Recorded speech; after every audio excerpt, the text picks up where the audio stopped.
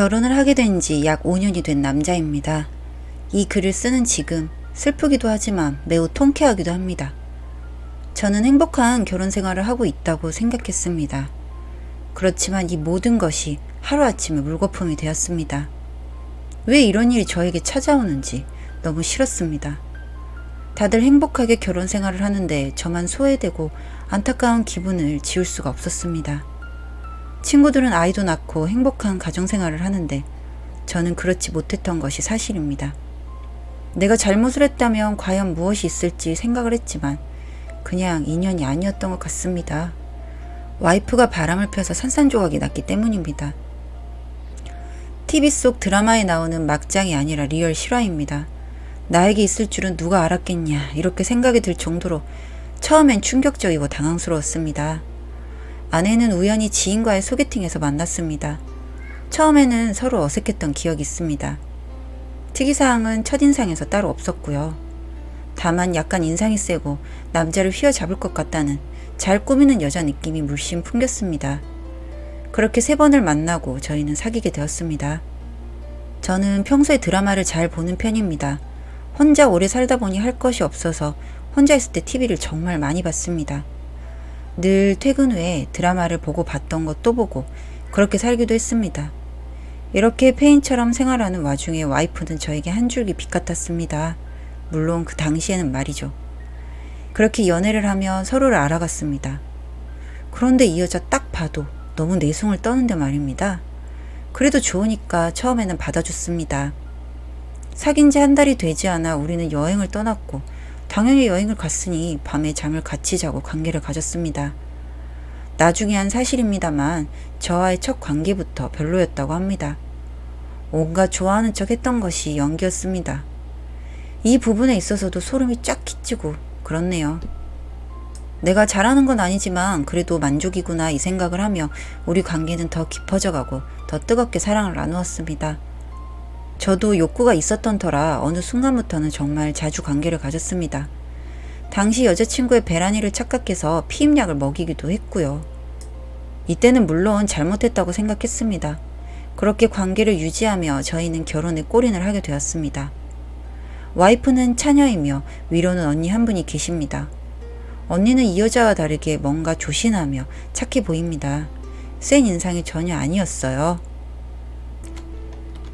언니랑 전혀 달라서 자매가 이렇게 다를 수도 있구나 했을 정도니까요.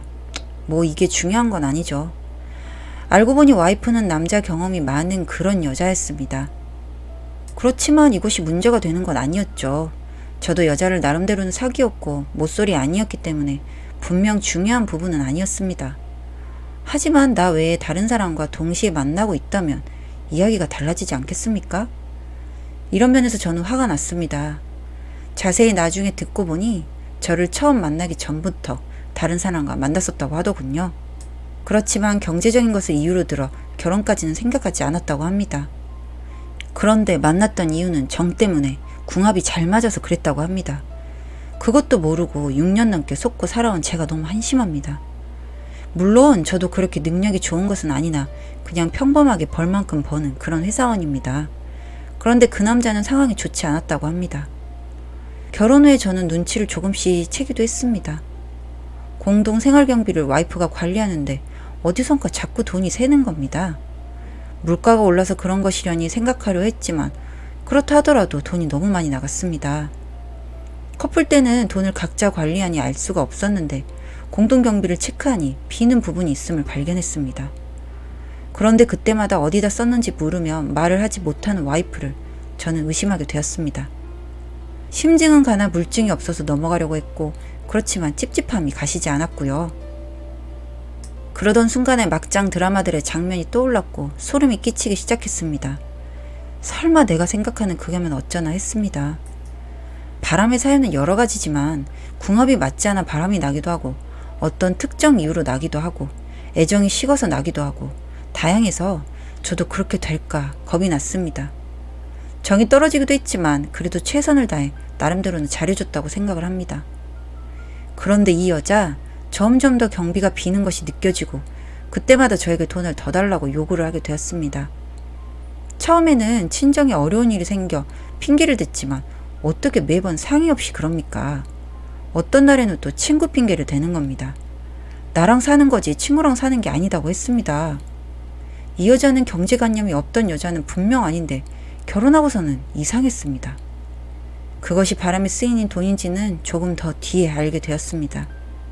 결혼 3년차가 지나서 어느 날 와이프의 핸드폰, 즉 판도라 상자를 열게 되어 알게 되었습니다. 이 사람이 어떤 남자랑 희희낙낙거리며 온갖 밀담을 주고받은 것을 보게 되었습니다. 실망이 컸고 그렇지만 증거를 명확하게 잡아야겠다 싶어서 카톡을 천천히 살펴보게 되었습니다. 남편은 다 좋은데 스킬이 부족하다느니 낯뜨거운 얘기까지 전부 있었습니다. 그래서 더 화가 났고 가만 놔두고 싶지 않아서 복수를 결정하게 되었습니다. 복수하면 그래도 통쾌할 것이란 생각에 치밀하게 증거를 잡고자 노력을 했습니다. 이 톡부터 그 시작이 되었습니다. 자기 오늘 정말 좋았어. 남편보다 자기가 나아.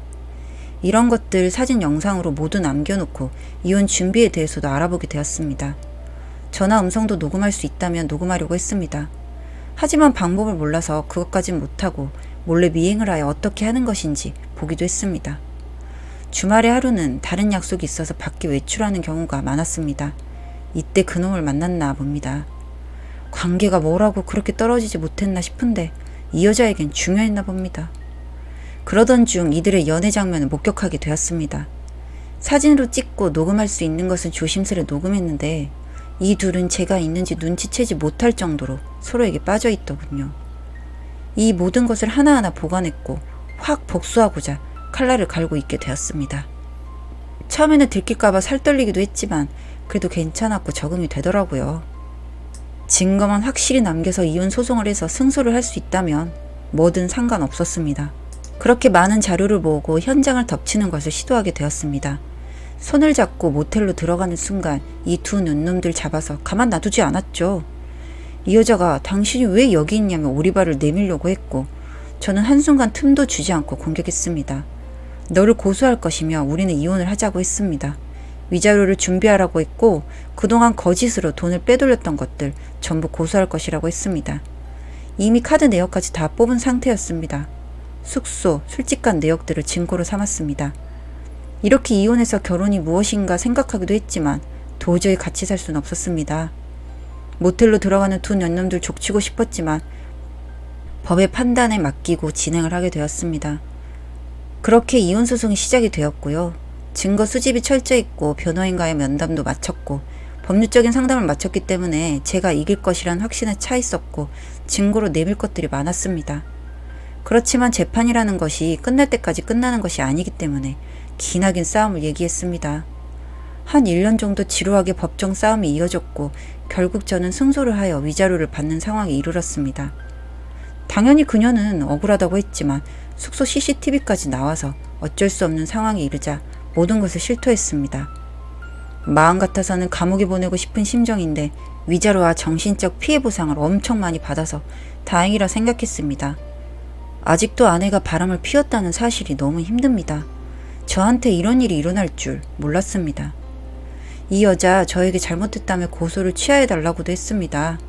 저희 집 근처로 찾아와서 그 남자와 빌더라고요. 하지만 이미 눈이 돌아간 저에게 자비란 없었습니다.